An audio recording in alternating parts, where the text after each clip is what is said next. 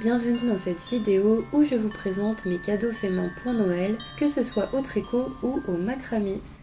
Alors je commence avec ce cache-cou que j'ai tricoté pour ma maman.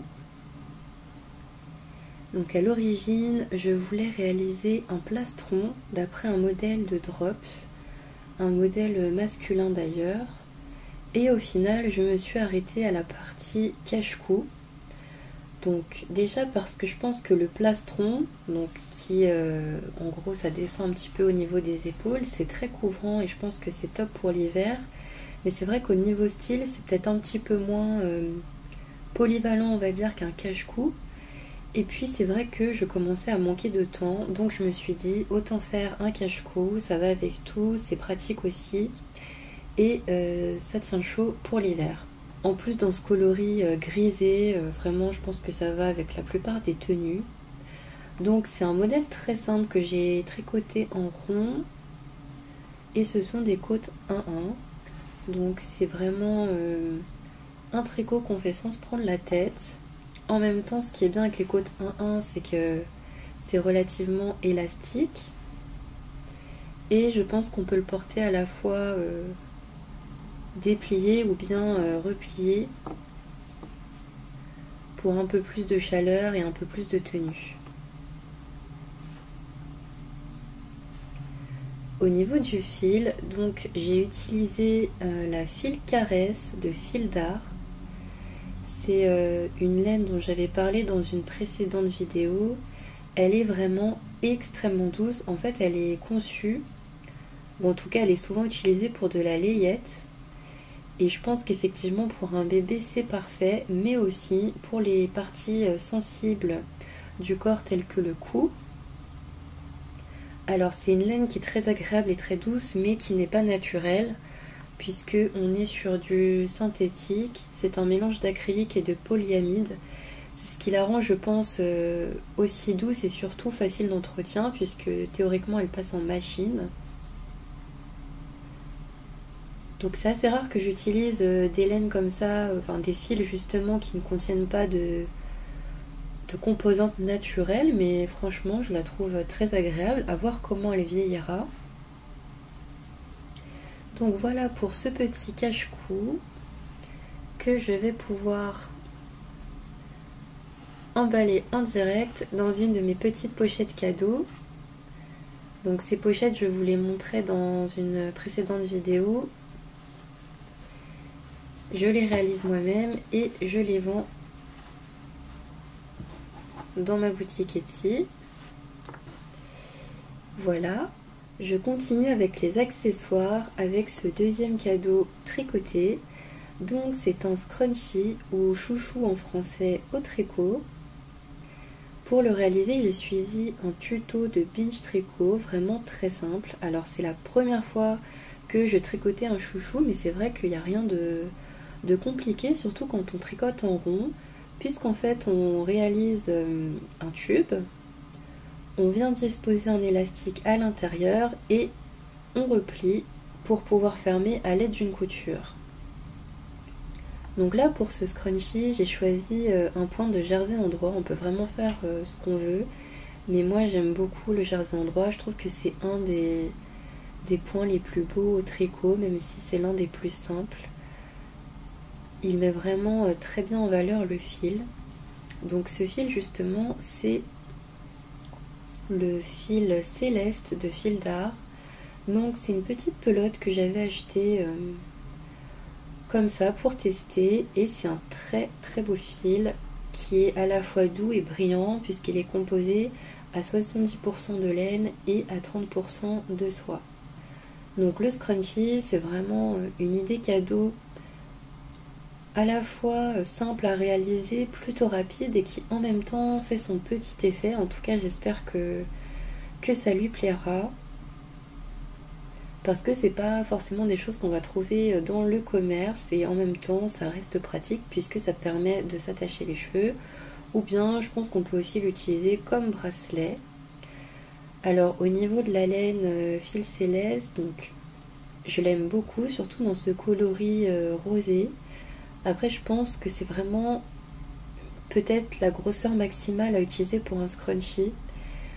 puisque si on utilise une laine un petit peu trop épaisse, ça risque de l'alourdir. Donc là, c'est une laine qui se tricote normalement en 4,5 et je pense que voilà, c'est parfait, c'est consistant, mais on évitera d'aller au-delà à mon avis.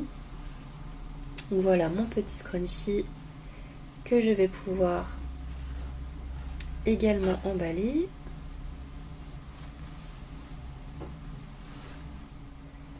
Ensuite, j'ai tricoté un autre accessoire, mais qui celui-là est plutôt pour de la décoration. C'est un petit ange au tricot, d'après un modèle de Drops. Donc c'est vraiment une petite déco super mignonne, qui m'a quand même donné un petit peu de fil à retordre, puisqu'en fait, comme vous le voyez, c'est assez petit. Et en principe, le corps de l'ange se tricote en rond. Sauf que moi, je n'y arrivais pas puisque je n'avais pas d'aiguille double pointe. J'avais juste un câble. J'avais différents câbles, mais même avec un tout petit câble de 30 cm, j'avais beaucoup de mal à ne pas faire vriller mon ouvrage. Donc je l'ai tricoté en aller-retour. J'ai fait une petite couture. Et ensuite, j'ai formé les ailes que je suis venue coudre dans le dos.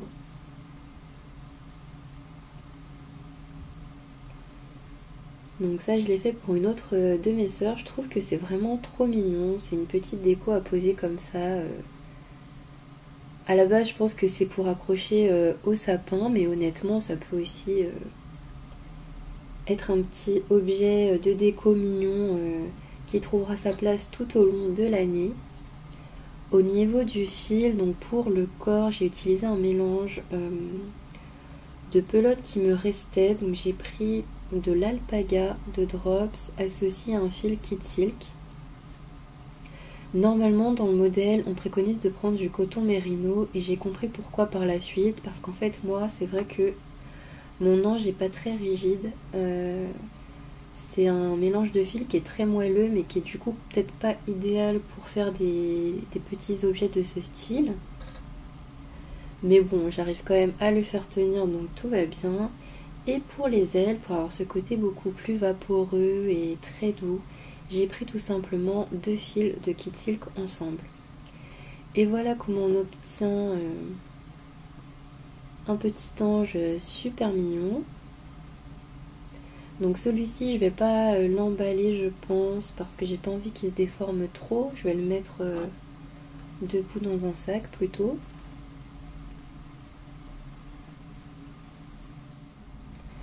Et voici mon dernier cadeau DIY pour ce Noël. Donc c'est un cadre en macramé, un cadre photo. Alors le macramé, c'est une activité que j'aime beaucoup. Je faisais il y a quelques années des plumes et des suspensions en macramé que je vendais sur ma boutique Etsy. Et vraiment, si vous cherchez un loisir qui détend, qui vous permet vraiment de se vider la tête, le macramé c'est idéal. Enfin, pour moi c'est même... Enfin limite ça demande moins de réflexion que le tricot. Et puis ça donne des résultats un peu plus rapidement. Alors pour réaliser ce cadre, j'ai suivi un tuto sur YouTube qui est à la fois en anglais et en français, donc vraiment top et très très clair. Toutes les étapes sont détaillées. Donc j'ai acheté un cadre tout simple chez Emma et ensuite j'ai réalisé une bande de macramé que je suis venue coller sur le cadre, en sachant que moi mon cadre n'était pas exactement le même que celui du tuto au niveau des dimensions. Donc au final ma bordure elle est un petit peu moins large que ce qu'on obtient sur l'original, mais je trouve que c'est quand même très joli. Après, la difficulté quand on fait ce genre de travail au macramé, c'est de savoir s'arrêter à temps au niveau des franges. Donc là je pense que la longueur est très bien. Et en tout cas je m'efforce d'arrêter d'y toucher parce que je me dis que si je viens ensuite reprendre, je risque tout simplement de couper de trop. Donc voilà, ça ce sera pour une autre de mes sœurs. Elle pourra mettre la photo qui lui plaît dedans, pour l'accrocher au mur ou pour le poser puisqu'il y a le petit élément derrière. Ce modèle, je pense que je me verrais bien le refaire pour moi-même, sur un cadre ou même sur un miroir. Je pense que ça pourrait être vraiment très très joli. Sachant qu'en plus, il faut pas beaucoup de matériel, donc de la corde principalement, que moi j'avais déjà, qui me restait d'un précédent projet.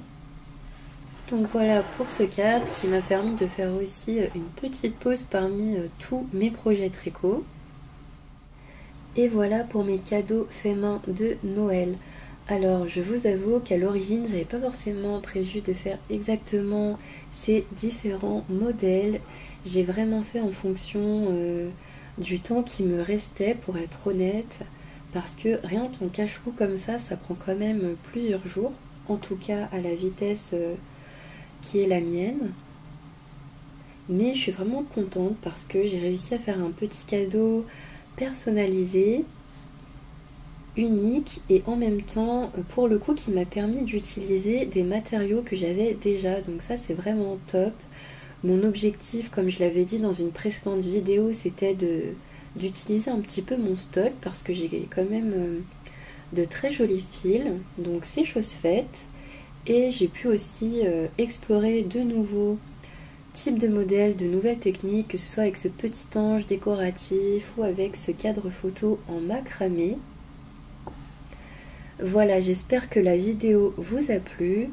N'hésitez pas à laisser un like, un commentaire et à vous abonner pour ne pas manquer ma prochaine vidéo dans laquelle je devrais normalement partager avec vous le bilan de tout ce que j'ai tricoté cette année.